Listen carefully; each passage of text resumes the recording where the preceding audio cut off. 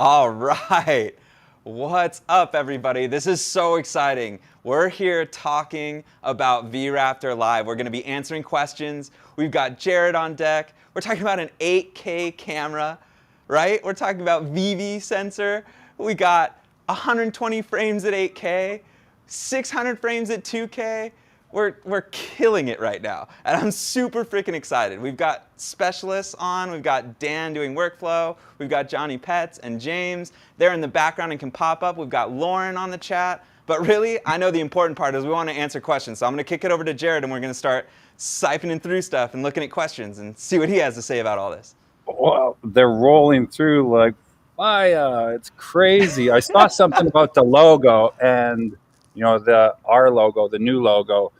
And that's really the work of Matt Tremblay. The guy spends a lot of time on our logos, and that, you know, it started with the weapon with the skull, and then you saw the Komodo, this Raptor one, which is somewhere here. And I stole that. Cleigh actually made that light up sign that I stole. I stole from hey, I'm happy to see it doing good work. 30 seconds of me seeing it. I ripped it off the wall, his wall, and stole it. But that was, I saw a question about the logo, and that is 100% thank you, Matthew Tremblay. He's a ninja at that stuff. Totally. And it's so like, here we go. We got something coming in. Oh man, our favorite one so far. What does the V mean? You answer first. Okay, so for me, I'm all about the velocity. How fast does this bad boy go? Plus, it's a bit of a pun. Come on. Jay, you're going to get a different answer whoever you ask, because obviously the obvious answer is Velociraptor. I think that's what our trademark. I'll never use the V. I mean, it's just a raptor to me, but we have to say V-Raptor, I think. I don't think. But really, everybody on the red team, at least, have their own definition of what that V means to them. Yep. All right. So next one's a big hot one. Is it global shutter? It's not global shutter, but it's a fast shutter. So the reset. I'm sorry, am I hogging all the questions? I know we got the team on here. No way. No, do it. Do it. No, you're going for it. You're killing it. Yeah. So Komodo is king of global shutter. I mean, you can see how the two cameras kind of live together. Oh, I'm showing people the variable ND before I'm supposed to, but the you know, for the rolling shutter in the Raptor, it's twice as fast as in the Monstro. So you go from 16 milliseconds to 8 milliseconds, which isn't zero like Komodo, but it's pretty hard to bend. And the stuff that you are going to bend, that's why the Komodo exists. Yeah, I definitely, when I was testing, I couldn't get it. And I had just done all those other ones comparing, and I couldn't get it to do anything. Lauren tried for a few days, you know, to really get, I mean, you have all sorts of other issues when you're moving the camera that fast, or something else is moving that fast in it. But, you know, there is a difference. There definitely is a difference. All right. Do we got autofocus in this bad boy? That's a great question, Timothy Sunday. We do. I'll cut right ahead on that one. We have awesome autofocus. I'm using it right now. Yeah, it's awesome. There's a lot of questions from, I'm probably jumping ahead here too, about the mount selection, the mount choice, and why it's RF. And I got to take this off, so I know I'm supposed to save that. So you can see the difference on this RF mount is we have a tightening ring here. So it's kind of like a super RF mount that cinches on the lenses and, more importantly, the adapters. And why we chose that mount is and I've said it before on the Komodo, I think the RF mount and what Canon did with that mount is the best mount that's on the market, not just from mechanically, so you can adapt it to almost any other lens that you want, but electrically, it has the power, It's got the control ring, which is really cool on a lot of the Canon adapters. You can assign to do other things like iris on a lens that you don't have an iris control of, or a bunch of other really cool things. So we really love the RF mount, and the RF glass by itself, even though it hasn't really been adopted from the cinema side. The still glass is incredible. In the new Canon lenses they are incredible, and I think they've announced it, but Canon has some more RF optical goodness coming. So yeah, that's the mount for this camera. It's the proper mount, and that tightening ring really cinches on when you're using a PL adapter or another adapter where you have big glass. It just sucks in all that slop, just like on our old EF mount, the same way. That lock ring kind of just tightened it all up. Yep. And we're using I've got one of those PL mount adapters on right here, so that's obviously going to work for you, Dimitri. Oh, they brought it to you. I guess you can't save it any longer, Jared. They're asking about variable NDs. Yeah, that was obviously, I think that's actually the number one question that I've seen today. And we didn't put it, we have a XL, like a range, we call it the XL, but it's really the Ranger version of Raptor coming, I don't know, end of the year, early next year, that will have those built in. It's a much bigger camera like the Ranger was, but it does have NDs built in for this camera, and it will follow suit with Komodo too. We're making our own, am I showing the right side? Yeah, our own electric ND filter that you can swap out and electronically control either through the camera, remotely through the menus, or there's two little buttons here that you probably can't see. And those will kind of give you a mount, 2PL mount, RF to PL mount solution for NDs. And then, like I said, on the XL version of this camera, those will actually be built in. Is it heating a lot due to its size? That's an interesting one. The heating internally or externally? You know, they didn't really clarify.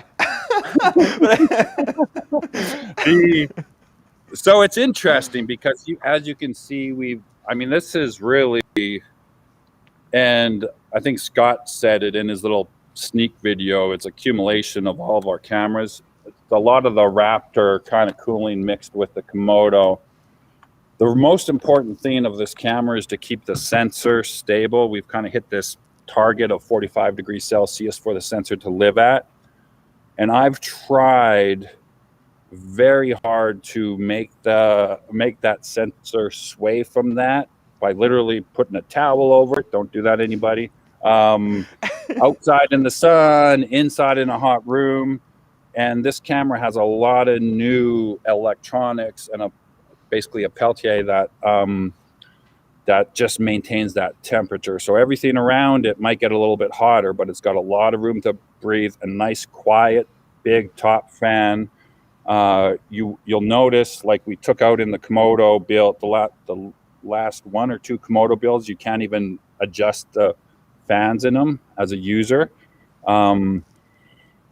We did that on Raptor as well because we found people actually got into more danger adjusting those than when the camera just did it itself. And you really just have a problem with sound normally on a small fan. On this has such a nice big fan that it lets you get away with changing that fan as needed.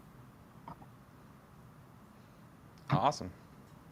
Okay, so I'm having trouble seeing because the chat window just a second here, but okay, so what's the approximate battery life on a 98 watt-hour battery? I'm going to get let's let James or Lauren or anybody. I feel like I'm 1 hour. 1 hour. There we go. 1 hour. All right.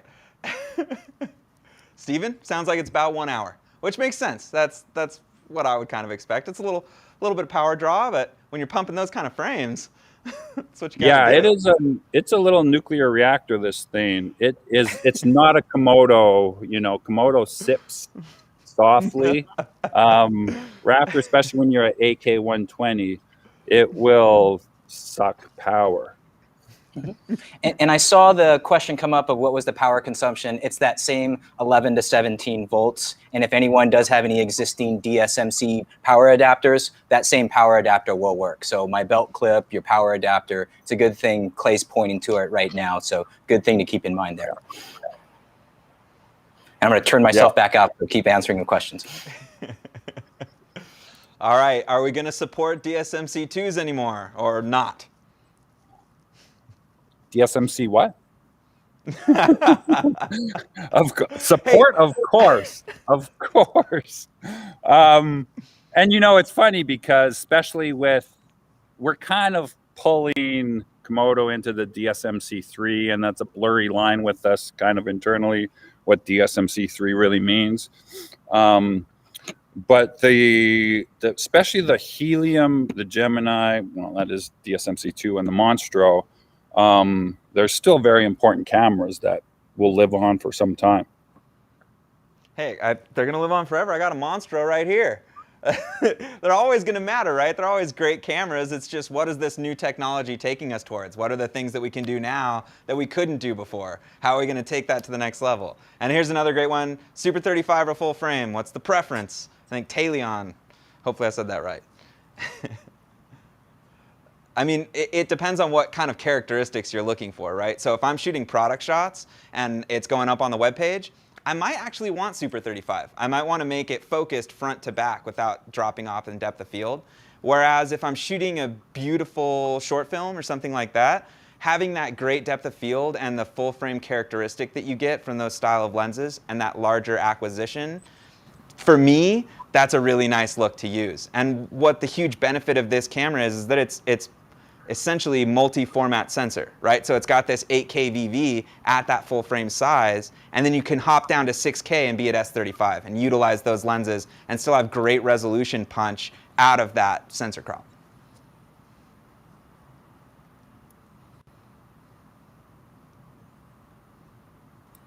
All right, we're looking for our next question here. They're going too fast for us. I think that's one thing that... Yes. Sorry, I'm reading as they go along, as they're flying by here. I know. That's why we're trying to get to everybody, but we'll do our best as we have our moderators pulling in questions for us. So 17 plus stops at dynamic range, just to hit on that last one for a quick second. Sample footage, it's pretty early. Come on, cut us a break. I think somebody has some, though. Yeah, there's been a lot of people shooting with this camera. The dynamic range thing is an important question because it's, we test, which the engineers do, and then we shoot xyla charts. And it's really, Lauren? Is Lauren on here still? Yeah. Yep, I'm here. Yeah. I don't know if you have your xyla charts that you can share, but it's the dynamic range on the top is very close to is a little bit more, but very close to Monstro, but you really see it in the shadows. The shadows are night and day on Raptor compared to Monstro. And Lauren had some great little charts. I don't know if you even expected to share those, Lauren. Sorry to throw you under the bus there. No, if you want me to share them, I can share them. But what you're finding essentially is the shadow reproduction of Raptor is a lot more organic, a lot cleaner. There's less structure to it, less blocking up when you sort of lift the gain. So at 800 ISO, they're very similar in terms of dynamic range and noise characteristic, but it's when you start to get under those higher ISO conditions that the shadows are a little bit more organic and less structure there. And I will pull up I'll pull up that quick little comparison. 1 second. Yep, we got that little screen share button in the middle for you. Yeah, if I get to it so I don't expose all of my testing everywhere. Right. Keep the important bits behind the curtain, I think.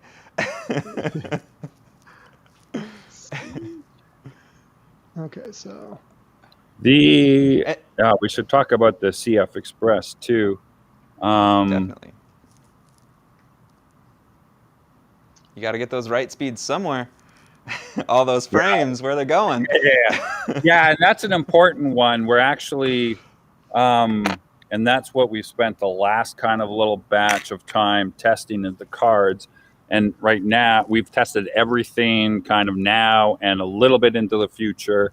And Angel Bird, who I don't know if they've announced yet, they have our cards are based off they are the Angel Bird cards. Just basically rebranded, but their new version with their new controller in them. And they're the only ones that can reliably sustain the highest data rates on this camera. So that's just keep in mind when you guys are shopping for media for this camera. Obviously, we're going to sell the Red branded version. Angel Bird's going to sell theirs, but this is not you see the 660, it's not the Angel Bird XT CF Express. It's the new version that I really hope I'm not publicly announcing it right now, but it's the one that they're just announced or they're just coming out with. And that's literally what's holding us from shipping these cameras for the next 2 weeks. I think they start going out 2 weeks. So yeah, we're pushing media and that answers the why not CFast question. We are pushing things to the absolute limit, literally to this moment in time where the cards are just fast enough to hold that data speed. That's us, right? Like that's what Red. We like that for me. That's what I'm always so excited about. Like when I got this camera in my hands, I was like, oh, okay, so that's what we're doing. Like it's to that extra level, right? To take it to where like it's almost not possible. Like we're right on that edge of like, okay, you can make it work, you can get there sustainably and have good stability in this place. But man, you take 2 steps forward and you're off the cliff. Like. Jared, what's your favorite feature right now? Since I just posted those Foxes from Big Sur, that pre-record when you're shooting high frame rate, that pre-record, and we've actually kind of extended it along the way more than we originally had. That pre-record and AK120, and I have this. I'm using this. There's this company called Cam Trigger that. Has these kind of wireless motion detector triggers for the wildlife stuff and the outdoor stuff. It's incredible. So that's kind of my favorite thing because you with shooting animals, you can never really plan anything to happen. So it's a nice little kind of surprise when it happens. So that pre-record is super, super important to me right now. Shooting at that frame rate, and I'm sure that'll fall over to when you're shooting stunts or things blowing up. It's good to have that successful.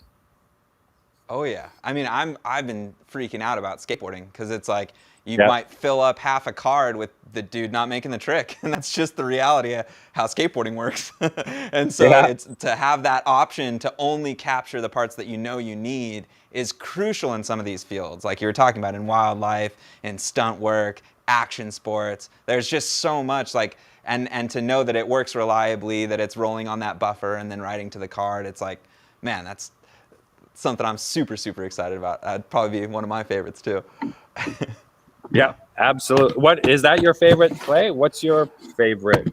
I would say, I mean, I can't lie, the frame rates, right? Like just being able to go that fast is like, for me, like, because 2K at 600 frames, like, those are shots we typically see specialty cameras come onto set to do. Even in the, like I was saying, in the skateboarding world, right? So we'll be on the session and you're doing the trick, and the warm-up trick, a camera that shoots that fast isn't shooting the warm-up trick, right? It's just not how it works. When you're ready for the gold, like, oh, you got something in your pocket that we're really gonna get wild with, then that specialty camera comes out. And we're kind of, for me, I'm super excited to break through that wall. And because I've always been about, like, DSMC3 is the thing for me. Like, I shoot stills. I think the different ways you can use one camera and effectively create a machine that goes with you everywhere. And this is where right in that pocket, right? A little bit larger than Komodo, but definitely pretty small to be able to carry around with me handheld on these, like, these sweet little grips right here. I want to do it all with one camera. I don't want to spend time and extra space in my bag switching stuff around. Like I just want to be able to do it all right here. And that's what I'm excited about. Yeah. Pump up those frame rates, all of that. That's cool. Yeah, I know we don't have Jeff Goodman here. Jeff Goodman's kind of our adult supervision on the product side. He's done an incredible job with this camera, and he keeps, I kid, he's the only person I answer the call at from 2:00 in the morning.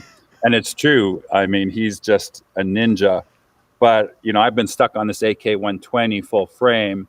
And a couple weeks ago, he's like, just turn it into 2.4 to, at 8K and shoot 150 and just take 150, 120, you're kind of like, it's not that much of a difference.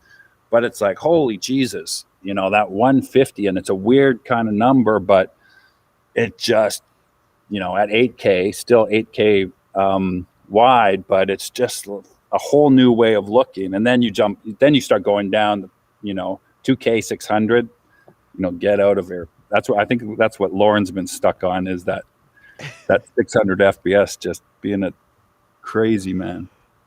Yeah, I mean, it gets you in that different place where, like you were saying, 120, 150, okay, to my naked eye, am I really going to see the difference? Maybe not, right? But once you start hitting 600, it's vastly different perspective. You're just seeing things that your brain doesn't see averagely when you walk around the world. Okay, Any other codecs besides Red Code RAW? Thanks, Jose. ProRes. Oh, we're not. Yeah, ProRes. Once we you have to get certified.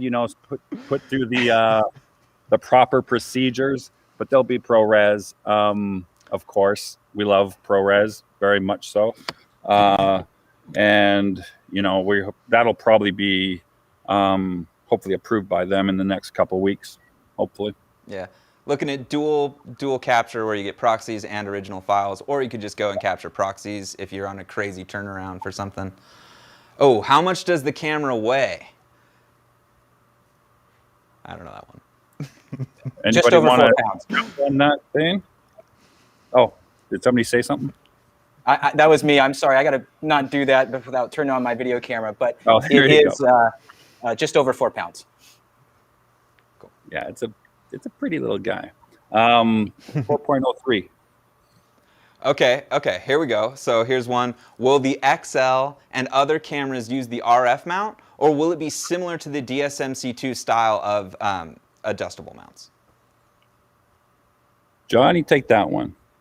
Yeah, Johnny, let's see you. Come on, he's been hiding in the corner there. Hello, everyone. So XL will be a interchangeable system. So like with DSMC2, so you'll be able to do PL, EF, and that kind of thing. So very familiar for those kind of high-end guys that want to have a robust mounting system that kind of screws in tight if you're getting on some big old anamorphic lens or some big old Optimo zoom on set. Very much like DSMC2 in a way. And also pairing that with the internal NDs that you said as well. It's going to be a killer combo. Yeah. Okay, sensor crop at different resolutions and codecs. So Jared was kind of talking about that earlier, right? 240 is going to give you more frame rates because you're reducing the amount of sensor you scan top to bottom, right? So any extras there give you higher frames per second. As you jump down the resolution, similar things are going to happen. We have all that stuff. If you want to look at the spec sheets for the exact stuff, we can call somebody in to walk us through it, but I think it essentially lines up with the math that everybody was kind of talking about, right? So 8K at 120, drop it down to 240, you get that 150, and you can keep doing that as you drop down in resolution. Yeah, we posted the whole kind of matrix, right, for that? Yeah, I believe so. Yeah, so what about low light? We should bring back Lauren, because I think that's exactly what he was kind of talking about. Yeah, it's good. And Phil, do we have Phil Holland? Where's Phil Holland? Shoot, Adam, you got that link somewhere? Can we actually make him a talking person or no? Yeah, you know what? We could try here. Frank or Jay, you guys want to send the link to Phil? Thank you. I don't even see him on here. We're getting at Jared. We're working out a link that we'll send to him the same way we sent to you to get him in the app with us. Yeah, it'd be cool. We love Phil. He's kind of one of those camera whisperers out there that everybody relies on for charts and for his technical expertise. But this last weekend, I had to go to a birthday party thing, and it interrupted our kind of final testing. So he kind of magically snuck in and said, "Hey, why don't you let me borrow the camera for 4 hours?" And, you know, I promised to bring it back. And so he actually, so I don't know why I agreed, but I agreed. And he took it out. And he actually did some really interesting Maximize thing. Jared and then unmute me. Oh, Sorry. right. That card is way more important than me. Yeah. Wait, can you even see it though? Yeah, I think everyone can see the chart. Everyone can see it on the left side of the screen, bigger. Yeah, it's kind of in a small box for me, so I can't see any difference whatsoever. Oh, okay, so the feed's going. The feed's going, and they can see the Xyla chart up now. Now we're just fully just Xyla chart, and we can talk over it. Great. Jared, do you want to say anything about it? Yeah, you can talk to it. It would be cool if you could actually like zoom in, so it's not just little thing, but maybe everybody else sees it as a big.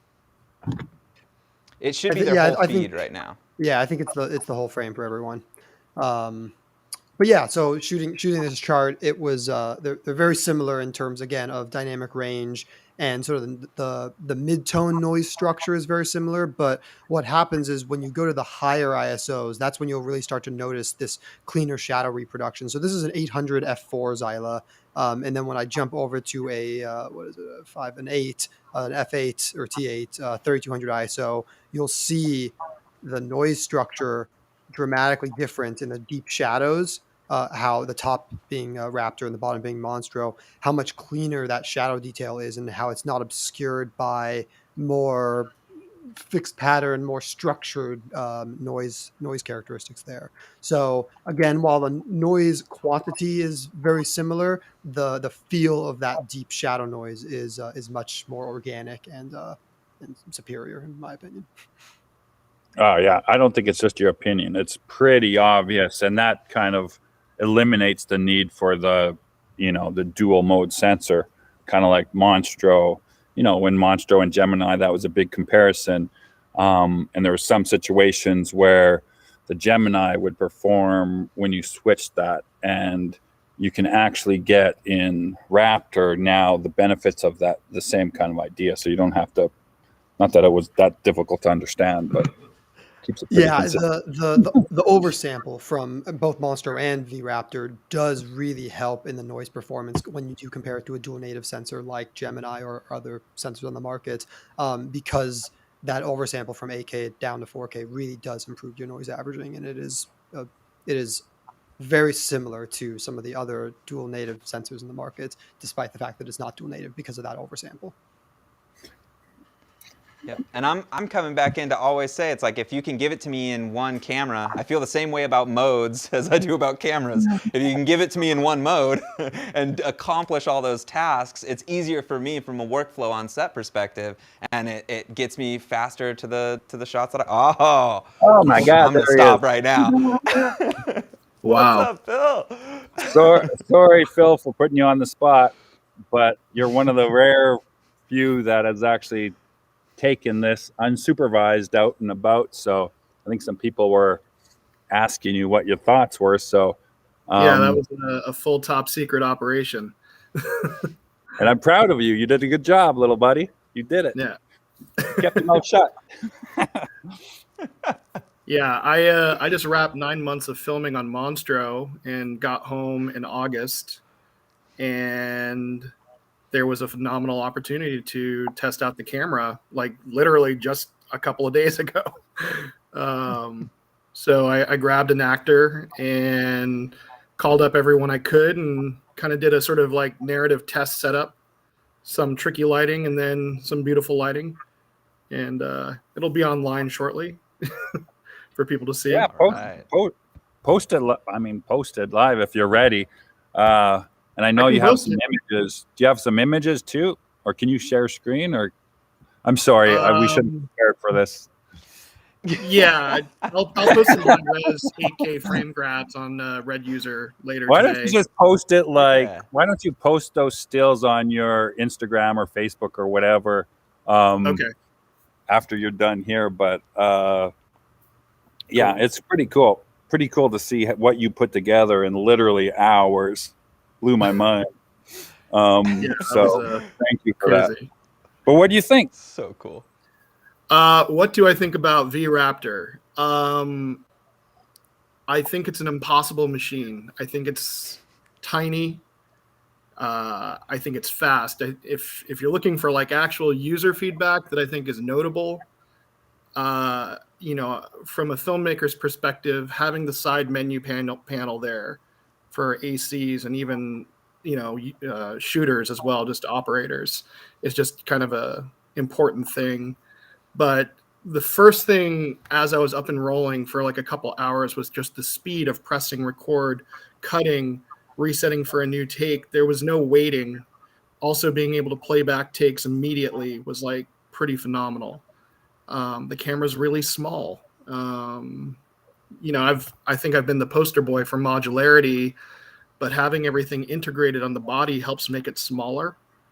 And that was helping me speed up the shooting quite a bit. The filming day moved. And also, Jared knows I'm one of the big vocal advocates and was really happy about Komodo being so quiet. And Raptor is also a very quiet camera. So you can actually roll audio without any real concerns. That's a huge improvement for a lot of people who shoot in tight spaces or whatever. Yeah. What else can I say? And I love what you said about modularity too, because like the adapters make the camera really adaptable, right? Yeah. And so the stuff that's built on is the stuff you really need. And then you've got these other tools to go in that modular direction when you need to. Yeah, that modularity was, and I mean, you're the poster boy, and it was my insanity really, because you get this idea of modularity, and it was a really important moment. And it was actually Jim called me from 30,000 feet up and said, I've got this great idea about some of these modules. And that was the problem, is you're like, let's make 50 different modules. And unfortunately, none of them really did everything you needed it to be, specifically. And you had to have the space, build in the space. And this is where, you know, our engineers and Uday would yell at me nicely, is when I keep saying make it smaller, you have to have the mechanicals and then the electronics to make them pair. And, you know, you come to a limit where you just can't build that modularity in with especially with the high speed signals that we're sending through. So you kind of saw with the Komodo, and I saw a question here fly by, you know, why wasn't the Komodo the first of the DSM-C3? And it really was, you know, it really was. It just wouldn't make sense until you had both of these cameras for that to be the launch of the DSM-C line, because it was limited in some ways and it excelled in some others. And there's things that the Komodo can do that the Raptor can't. But together, they're this perfect kind of pairing. Does anybody have that picture, the side profile Yeah, of them? we do actually. Let's throw that up real quick. So we have throw a that couple up, great pictures. We have two different versions. Because everything in my hand looks small, but yeah, that's a perfect example. And you can see they kind of live together. Yeah, and we can go back to big fish eating little fish. Yeah, exactly. Wow, it's true. And so that's kind of the DSM-C3, and you add the XL to it, which is the Ranger version of Raptor, and you kind of cover all the bases. So yeah, that's kind of why that Komodo wasn't launched at DSM-C3, and we're not really pushing the Raptor as DSM-C3 as it is. Because these are kind of just a new generation that is so different in some ways than DSMC2. It's not just an evolution of that line. Totally. Can I bring up a couple of things that I noticed? You Jared can got say- like immediate you can- reaction, and you can I was say talking anything around you the want. camera for a second. So I think one thing that a lot of people are going to be happy about is you have phantom power back in the camera. And I did not get an opportunity to roll audio in my shooting condition, but I think a lot of people are going to be pretty psyched about that. I'm also like freaky impressed with this sensor. I mean, I've been looking at images now off of it for a couple of days, and it's pretty phenomenal. I've never seen anything that's reading out 8K at this frame rate. I mean, even in LQ, it looks like they're just still images. It's quite impressive. Right, and if you compare like with the write speeds, MQ is the best of DSMC2 in this camera, right? So like HQ's better than anything we did before as far as like the data that you're writing and capturing. So, I mean, that says something right there in and of itself. Like, and okay, so here, wait, I'll pull one more question in that we're seeing here. So, will there be interchangeable OLPFs for the DSMC3 bodies? Give that to Johnny or someone. We got to get everybody involved here. Yeah. Yeah, exactly. So on V-RAPTOR, it's not. So there is a new OLPF stack, which is really, really exciting. So kind of similar to Komodo, how we had that kind of blend of standard and skin tone highlight. That's it. But the really cool thing that I know Lauren's been testing a lot about is that reduction in CMOS smear. So that's one of the really exciting things that when I was testing it, and I think Lauren could probably chime in here as well, is that that reduction was really exciting, seeing that kind of big change over from Monstro. Yeah. I mean, the CMOS mirror is improved in the more realistic scenarios. The blinds and stuff. It wasn't a big problem that people saw on Monstro a lot. Some of your helium shooters may have been more attuned to that, but there is still an improvement from Monstro on that. But specifically with the CS or the OLPF, it is. Especially if anyone's ever hit the orbs that you may occasionally get at a deep f-stop shooting the sun, or a high, a very focused Fresnel kind of light, that does not occur on this. So this has really done justice to the lensing and to sort of representing the true, we're all obviously, every time we do a camera test now, it's almost a lens test more or less. So really staying true to the characteristic of those lenses and making sure that the flares and all those sort of characteristics are coming through and being honored truthfully is super great in that new OLPF. It's a huge one for me. You guys know I shoot a lot of helicopter aerials, and I explore a lot of deep stops for that type of work. We're shooting quote unquote natural history from the air a lot of the time, or even big cities, and being able to stop down to T8, T16 and not having that pop up as a problem. I mean, that's huge. I can't even tell you how big of a deal it is. Lauren, you have some, I know we didn't prepare for this, but Lauren has a really great comparison from Monstro and Raptor to, shooting in the sun. And Phil noticed that without me even telling him that the difference in the OLPF stack and the sensor. Should I throw that up? First? Yeah, do it. Yeah, go for it. Why not? Here we go. This will be quicker. So here we go. And actually, you know what? If you want to prep it in, you're already up. Never mind. Yeah, already up. Perfect. You want to make that big and us little? Perfect. Thanks, guys. So here is a Fresnel pounding down the center of a 24 millimeter Sigma. You can see we've got obviously on the right-hand side the lens flare that is naturally occurring in the lens, but on the left we've got a little bit more of this magenta reflection.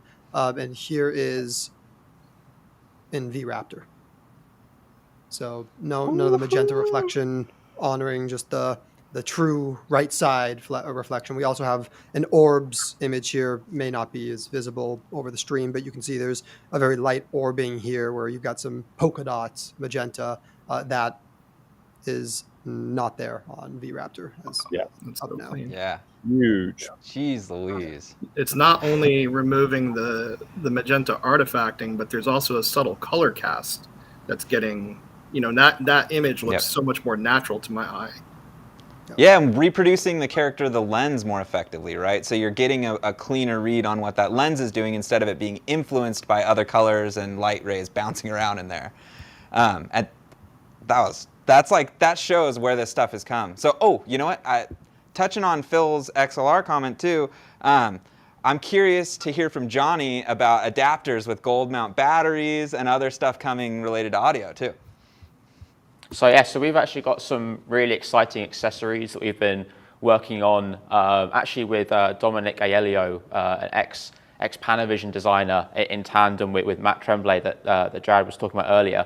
And just to touch on that kind of gold mount adapter, we do have a series of accessories that are going to be coming out very soon to kind of bring you that kind of functionality in a full rig that's going to kind of really seamlessly kind of work together. So what's really cool about that gold mount adapter is that it ties into a top plate that we're kind of coming out with as well. So that power plate will be able to power this top plate, give you some 2-pin LEMO outputs. And you'll see down there, this was something that Lauren actually bastioned, was that there's going to be a little light on the side of it that's going to be able to illuminate the side of the camera, which is super, super cool.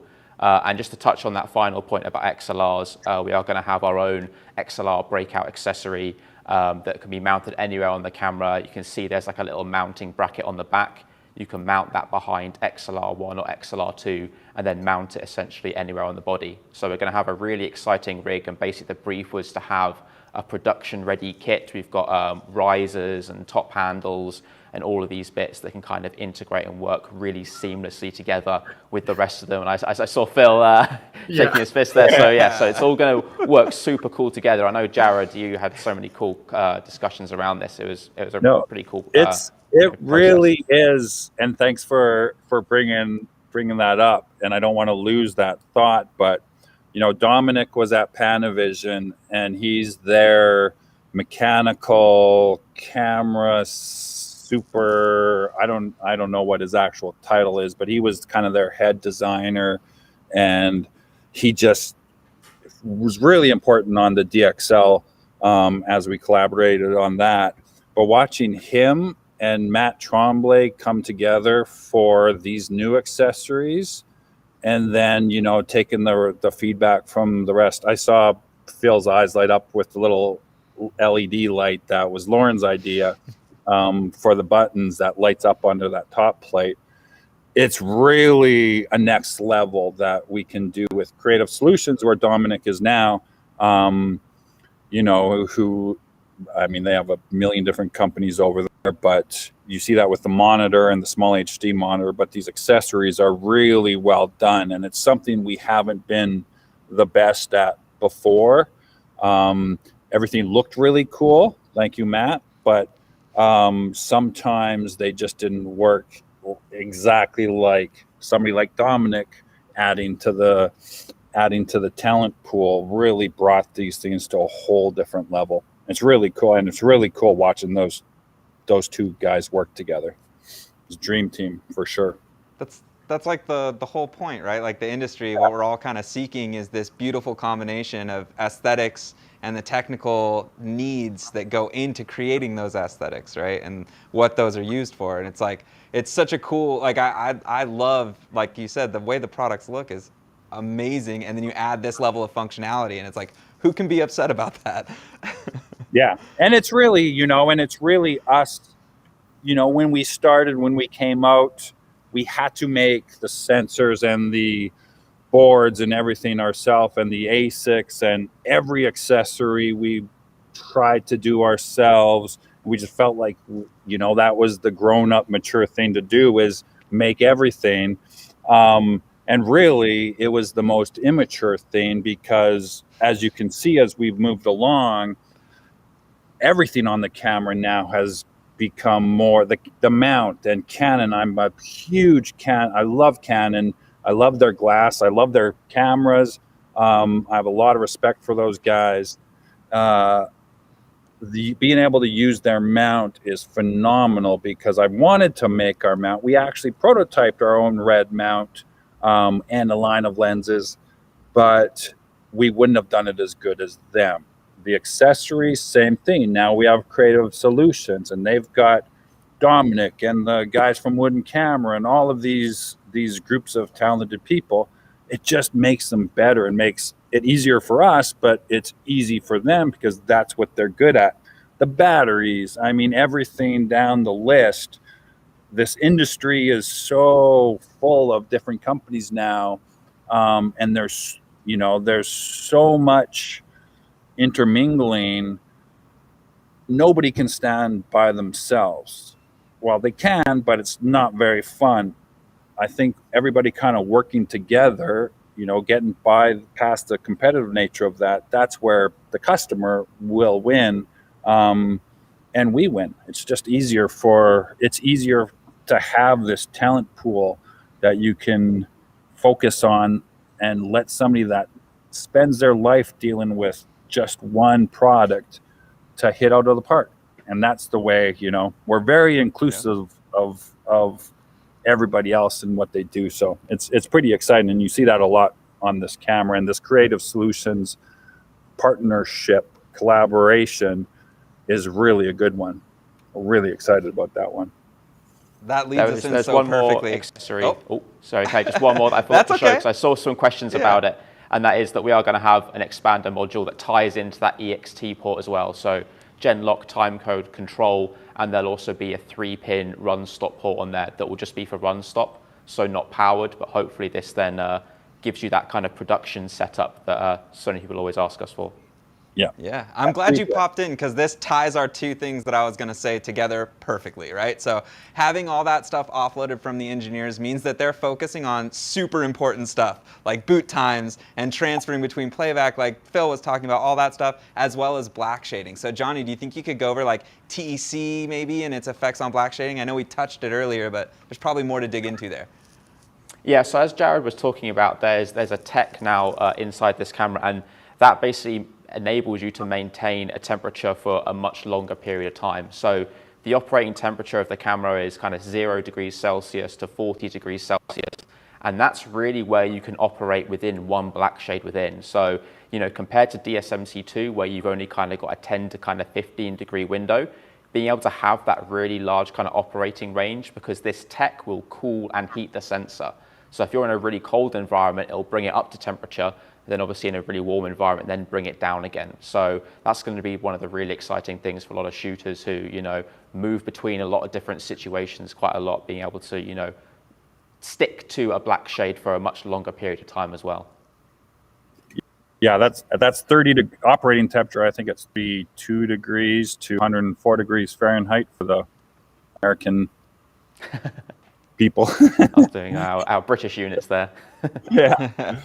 Kind of in between. The Canadian in me kind of understands both, but I know a lot of times I'm like, wow. I was on whatever the build was on the camera with the firmware, but I did time the sensor calibration. I didn't time the boot time. It wasn't very long, but I'll tell you how long it took to do a full 8K sensor cal. There we go. It was clocking in around 4 minutes and 30 seconds, which is close to about half the time of Monstro. So it's quicker. It's not as fast as Komodo, awesome. But Komodo has less pixels to deal with. So that makes sense to me. And I'm sure in a firmware it gets refined. It is important just to note that the frequency of which you will have to black shade is dramatically reduced, because you're not shading for these different environments, inside to outside, bagging the camera for a rain bag. The sensor is managed much more tightly by that tech, and it's just going to require a lot less calibrations essentially. That's awesome. That calibration range is huge too, especially for people who start working in the morning and go into the heat of the day. I went from a very hot and indoors environment that was actually over 100 degrees to a beach, chilly beach situation. But the interesting question while everyone's here, so does that mean, if you sensor calibrate, say at 1/48th, and then, maybe go to a higher shutter speed, do you need to actually do that sensor calibration if you're going to like 1/240th or 1/120th, or does that actually seem to cover those bases? So from what Lauren, yeah, you go ahead. I just wasn't sure. Yeah, it will cover the base. I mean, we have our T/E indicators, so it's going to a narrower shutter angle, a quicker shutter speed, to a limitation to a certain degree. Obviously, the camera shoots 600 frames per second. If you go to a 144-degree shutter at 600 frames, that you're going to be sort of outside the threshold of that. But yeah, to a 240, you're going to be okay. And the camera will warn you. The E will go will go yellow and then red, just like in DSMC2. That's a question that comes up from people all the time. I thought I'd bring it up while there's people watching. Yeah, of course. So I think we got another one rolling in too. This question is, what are the file sizes for 1 minute of 8K 120 in the 3 different compression ratios? I think Dan was working on some of the file speed stuff. Yeah. He does. Dan Duran. Well, for exact 1 minute, I don't know that off the top of my head, but we can talk about Red Code with Raptor itself. With Red Code, it's always evolving. We streamlined Red Code options similar to Komodo, which gives you Red Code HQ, which is rule of thumb capturing for like VFX and stills, very high detail, high complexity shots. Red Code MQ for cinema and episodics are usually what we see that being used for. And Red Code LQ for interviews and longer takes. But what makes Raptor completely unique is that its Red Code MQ has roughly the equivalent data rate of our DSMC2 line of cameras at their absolute best compression ratio. And Red Code HQ goes even beyond what was even possible with any of our previous cameras. So we can really, really push Red Code HQ on the Raptor itself. Another thing that I don't know if we touched too is like controlling the camera, which is something you could do, say, over the USB-C port through an Ethernet connection. That's something like, so Phil, it's interesting too with you here for shot over stuff, right? So if you want to get easy access to control, wire out through that port, and in the cockpit you can be doing that and still getting all of that quality that Dan was talking about in those frame rates, but with an easier interface. That's something I've been super excited about. That was one of my first questions to Jared when he showed me the camera. Is there's clearly a focus of USB Type-C. It's a nice universal connector. So integrating, accessories, that inspires certain types of button setups for handles or whatever, or interacting with monitors. I have no idea. Even the accessories you guys just showed, that's all new to me. So. So I think there's going to be a lot of potential for actually gimbal integration should be easier with USB-C. Totally agree. Handheld stuff. Yeah, with USB-C, like I've seen a lot of people. I can upload LUTs to it. You can make, take full control of the camera. So make your beta adjustments, download clips. You can even view a 1080p live stream right from that USB-C connection. Also, in a future update, you're going to be able to use a connection and remote record over 5 gigabit Ethernet cable directly to storage, which is going to make a lot of people very happy. That's cool. Yeah, that's really, and of course, Mikhail has Red Control, and he's got a new version ready for this camera, which I mean, I can't live without. The camera does create its own web page, so if you have it on a network, you can control it and have live preview and everything as well. But that offloading and the 5G offload and recording is a huge thing, especially when cameras are places where you can't really grab at. To Red Control. Oh, sorry. Sorry, no, you're good, Phil. You just popped off for a second. The wireless signal that goes to Red Control, does that get a resolution boost now with the more powerful hardware, or is that a 720p or 1080p signal? Do we know? It's going to be it's a 1080p live stream right out of camera. So from the get-go, you theoretically could just plug this camera in and do live streaming at 1080p wirelessly. That's pretty cool. Just to be clear, it's MJPEG compression, not the full quality out. Yeah, of course. Yeah. Right. And it's literally what I've been, my foxes, which feel like they're part of my family now. That was, those foxes were over on this perch on my property, and the camera was on, and I love that Cineshooter. It was on a Cineshooter on track, which now you can put in infrastructure mode and control remotely. And I just, for the last 3 months, that's all I've been doing is using live view really, because there was no other real way to do it. And the weird thing is I have a Bolt 4K and I have a bunch of the other wireless SDI transmitters. It actually works better because you can have Wi-Fi. I've got Wi-Fi all over the place. It actually can go further distance because you're part of the local network. So, I mean, to answer your question, yeah, you really can just live view it. That's all I've been doing. Yeah. And then, that's the beauty of the Canon lenses and the Canon mount is you can change focus, you can change iris, you can do all that stuff without having to put all the lens motors onto the camera. So I love it. Yeah, if you've got a mesh network in your house or your studio, you just came up, Absolutely. right? Absolutely. And it's great. And So, full control, or Mikhail also has full, again, I hope I'm not announcing something, but he has got a Full Control Pro app. Maybe he's already announced that. Maybe that's already out. That can deal with an array of cameras much better. I got a question a bunch of times today after the announcement this morning. A lot of people haven't used Monstro in that VistaVision format size. But if you don't mind, I'll just say the formats that sensor size covers is really clever. It's a DCI aspect ratio 17:9 or 1.91. In UHD or 16:9, it's just a little cropped in. So that's your large format arena. But what you also have with this VistaVision sensor size is slightly taller than full height 4-perf Super 35. So all of those 2x anamorphics that most people have grown to love and expect that anamorphic look are compatible with that. And I think the sort of surprising one, Jared teased me with this, and I didn't actually do proper filming, but I did test it a little bit. He's like, this material looks really good at res, might even upscale pretty nicely. So I think you'll see some people shooting at 3K for Super 16. So you have that whole multi-format camera in one package is so cool. In the film world, you can't really do that. But in this digital era, that opens up so many creative possibilities where, for maybe one film, if you wanted to actually have all those different looks and formats, you could do that.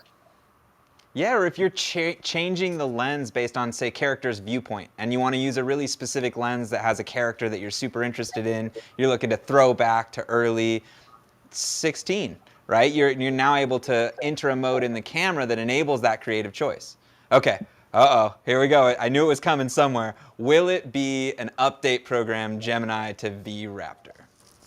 No update, no trade-in program. It's just that whole, and it really, really was awesome to be able to do that when we could.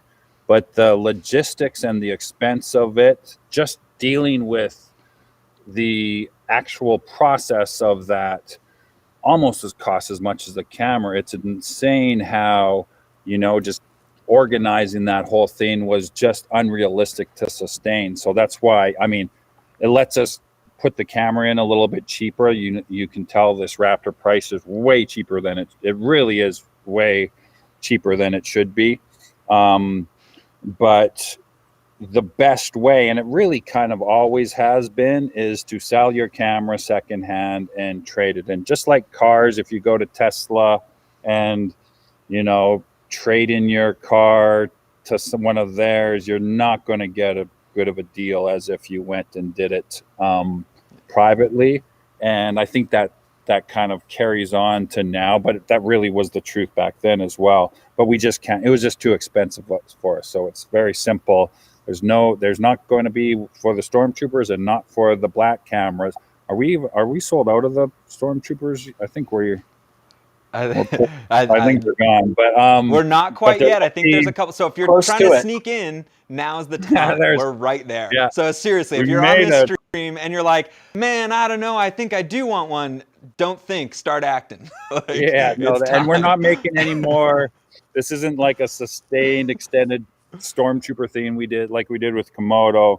We made a shit ton of them and stopped, and that's really it. but there won't be an upgrade program for that, and there won't be an upgrade program for the black cameras when we come out either. I don't know if James has anything to add to that. No, I think we talked about it earlier with having a sensor and a camera that was purpose-built for this camera. There really wasn't any other additional room in there to have an upgrade path. And remember, with the option to shoot MQ, LQ, and HQ, you're going to be able to shoot high frame rate, large format, and still have an efficient file size here. So let's not all just rush to HQ. That is for visual effects. And really, MQ should give you all of that data and all of that quality that you're expecting with Monstro at MQ. Good thing to keep in mind. Yeah, that's an obvious. Somebody's just asked. Thanks for pointing it out. That's an obvious thing. Obviously, you can't upgrade, like physically upgrade, like we used to be able to sensors within the DSMC2 line or parts within the DSM. There's no parts on the DSMC2 that we can use in this camera. It's not, you know, I saw this comment before. They're like, oh, is it just a Monstro sensor with different software? It's a whole new sensor, whole new internals, whole new obvious externals, new media. There's nothing that shares the DSMC2 part. So it's impossible to actually upgrade them. This is the RF to EF adapter, the same one I use for my Komodo, and it does have that ND tray built right into it. So it's nice to have that option right there. That will work. And then now we can use full frame lenses, another great thing. And this is the Komodo outrigger handle. So this will carry over as well as my battery belt clip. I saw the question come up of hot swapping. That battery belt clip will keep you shooting on your sticks or keep it close by in your bag. Great way to hot swap. Yeah, I've had my that's the one thing. You're right. Thank you for the point.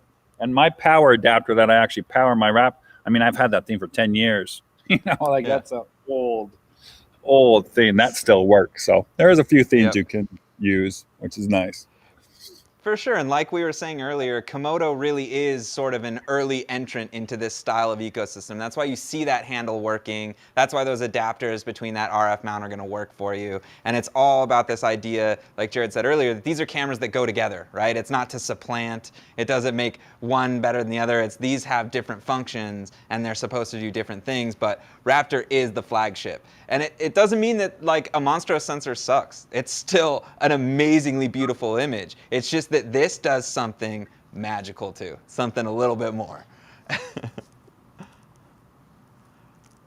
And then, I saw so the question about the, sorry, I'm not playing by the rules here, but I saw it was Raptor used on Matrix. Matrix shut down, the COVID thing hit them right at the end, the tail end of their shoot. So Raptor wasn't able to get on there, like, you know, Komodo kind of stole the show there.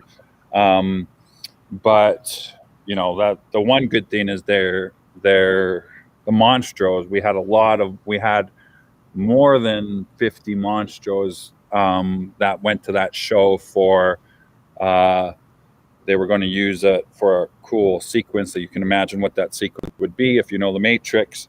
And that's why we've been able to sell. They wanted us to sell them or try to sell them. And, you know, I think Max Digital won the most from that whole deal because he's been selling those things for the last 12 months. But yeah, unfortunately, Matrix didn't get the Raptor on them yet. So yeah. Is Phil still here? Phil, go post your. Phil, go post your little thing because I keep seeing, where's the footage? Where's the footage? All right, I'm going to post it right now, but the HD version is the only thing live. YouTube has to render out the 4K version. Here, I'll post the link here so you guys can sticky it or whatever.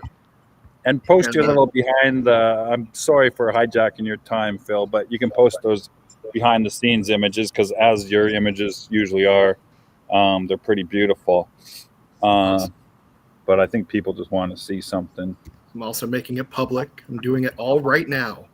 Right. And while he's doing Phil, that, if you want, you can type that message into the chat that goes with everybody else too, and then that'll show up so that if people want to click on that YouTube link. Okay. Yep. I'll do that. Cool. Well, thanks for having me, guys. Thank you, Phil. Really, about this because it's all new and crazy to me and wonderful. I think it's it's a scary, powerful camera for its size, and super impressed by it. I can't wait to do some really weird visuals with it. So, yeah. But yeah, I'll chat with you later, and good luck with the rest of the stream. Love it. See you, Phil. Thanks for everything, Phil. Appreciate it. So people are asking a lot when the black version or the production version of the camera will be available. That's one that I keep seeing come up, and it's coming soon. It's coming soon. Yeah, it won't be, hopefully, we are in a supply chain cluster fudge. I'm not supposed to swear on this. But it is, hopefully soon, because we made we're not keep making these stormtroopers. Hopefully, because we haven't made them yet, the blacks will come sooner than later. Makes sense. All right, so it seems like we're winding down a little bit, just because a lot of questions that are coming up are essentially questions that we were covering before, or real similar to ones that we were covering before. Is there stuff, Jared, that you feel like you want to get out there that we didn't touch on? No, I think I'm horrible at this, because we were supposed to save everything to launch everything, and yesterday I just kind of lost my mind and couldn't hold back. So, and thank you for our marketing team to kind of like jumping in and carrying the ship, because it was supposed to be. It's amazing we pulled this off without teasing for this long. A lot of the images that I've posted over the last few months have actually been from the Raptor, but yeah, it was a good little secret, and the team did a great job taking us till yesterday, almost today, but yesterday. And the thing to end on is really how proud I am of this team, of the Red team, and everybody, not just on this call, but everybody. We have really seen a lot of changes the last few years. It's been really difficult to navigate through, not just the COVID, but a lot of stuff. And the team on this one really came together better than any time before. And that really, you can see it in the product. I mean, this is by far the most mature camera that we've launched, and even in the beta Stormtrooper form, knock on wood, but it is really a beautifully polished camera. And that's just, a thank you to the team, because it's really, from the top, we have new adult supervision with Tommy and Jamin kicking in there. But just on every level, everybody's come together as a team. When everybody was ripped apart with this COVID thing and forced apart, it really was cool to watch everybody in every division kind of just dominate getting this camera together. And again, you can see it in how well this camera functions. So that's all I got to say. I got to get some sleep, because I haven't slept in like 3 days. It's been one, right? Getting this all there. I think everybody feels the same way. We're all so grateful to be doing this kind of stuff, to be bringing this kind of thing to people. It's like, I'm personally enriched every time we get to play around with new cameras, and every time that the company does amazing technology like this. The other thing I wanted to say, just piggybacking off Jared, is like, just how amazing this really is from like a technology standpoint, and that black cameras are available soon, and start calling your premium dealers, because those things, it's like, the cameras are going fast. I know there's people sitting in Komodo lines going, yeah, send me more cameras, right? Like, we want people to get in there and get those interests in and be ready to go when the camera pops up, because it's coming. Good. All right. And thank you, everybody. Yeah, thanks. Thanks for tuning in. It'd be strange, it'd be strange, it'd be strange. I've been trying to find a way to make a change. Break the chain, break the chain, break the chains. I've been trying to find a way to break the chains. It'd be strange, it'd be strange, it'd be strange. I've been trying to find a way to make a change. It'd be strange, it'd be strange, it'd be strange. I've been trying to find a way to make a change. Break the chain, break the chain, break the